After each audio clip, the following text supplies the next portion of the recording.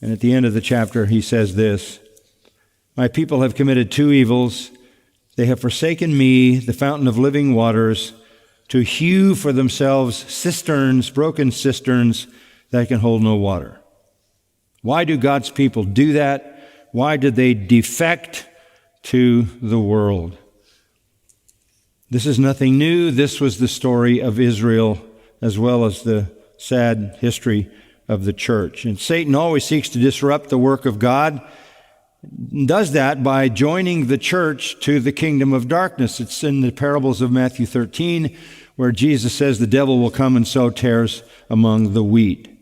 Or by seducing, either the devil sows unbelievers in the church or seduces the church to make alliances with the world. Now, the current dominating interest of the defective church is in the realm of racism, feminism, and homosexuality. And this has created massive chaos in evangelicalism. The kingdom of light joining the racist, bitter, vengeful, graceless philosophy of CRT, intersectionality, systemic racism, feminism, spawned out of the Enlightenment 300 years ago by God-hating, Christ-rejecting, anti-family, anti-Christian atheists who were driven by bizarre sexual passions. All you have to do is read Philip Johnson's book, The Intellectuals, to know that those philosophers were some of the most deviant people who ever rose to intellectual power. But all the issues that they generated on the social level have now become the interest of the church. The church is endeavoring to partner with the world in its effort to fix things that aren't right on the planet. And we all know there are plenty of things wrong. That's not new. Genesis 6, when the Lord looked at the earth, all he saw was evil continually, right? And only evil continually. So if you're going to fix the planet, you got a pretty big job. If you're going to make all the social ills right, if you're going to fix every abuse, that is a very challenging problem, particularly if you don't do anything to change the people, because you will find that sinful people will sin. If you put a barrier up in one category to prevent a sin, they'll just deviate into another category where sin finds life. So what is the church doing in joining common cause with the world? Common cause with its distortions of truth and reality, which with its God-hating, Christ-rejecting attitudes. Paul's passage here is very, very powerful. So let's dig in a little bit. I want you to look at it from the three views that are the most obvious: past, present, and future. He's making reference to the past, if only in an oblique sense, when we open with verse 14, "Do not be bound together with unbelievers." Again, I draw that from Deuteronomy 22:10, and that takes me to the Old Testament.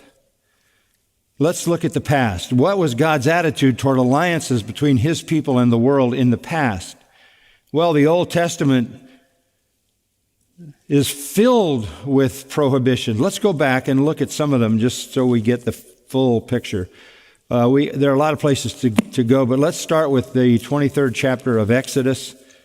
The 23rd chapter of Exodus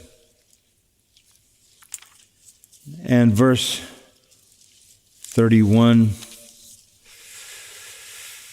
"I will fix your boundary from the Red Sea to the Sea of the Philistines, and from the wilderness to the river Euphrates, for I will deliver the inhabitants of the land into your hand. You will drive them out before you. You shall make no covenant with them or with their gods. They shall not live in your land, because they will make you sin against me. For if you serve their gods, it will surely be a snare to you." Now, we have laid out there the reality that God says to Israel, you need to remove them from the land because you can't survive their presence. That's how powerful and seductive the ungodly world is, even to the people of God. You need to conquer them. You need to destroy them. You need to chase them out, because you can't survive if they're still there. That's how powerful and seductive the world is.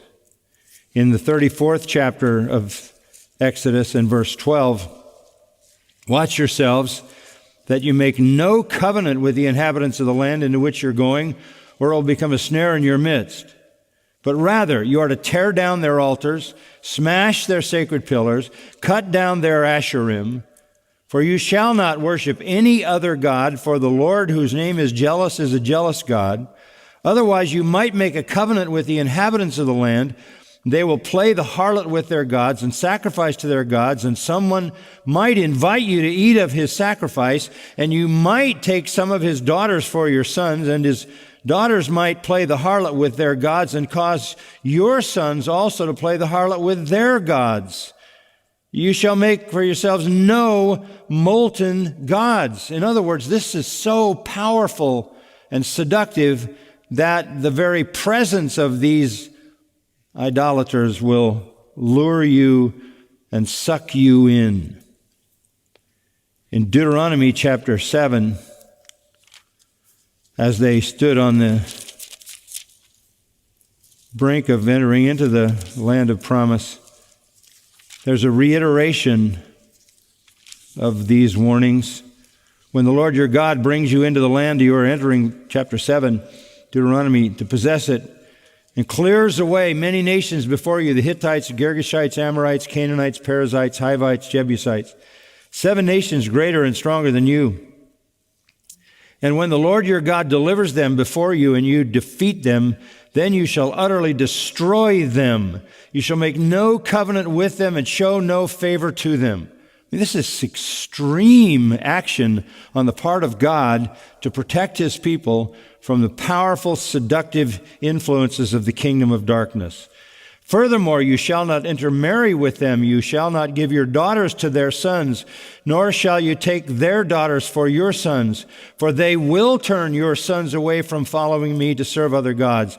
Then the anger of the Lord will be kindled against you, and he will quickly destroy you. And thus you shall do to them. You shall tear down their altars, smash their sacred pillars, hew down their Asherim, and burn their graven images with fire. For you are a holy people to the Lord your God.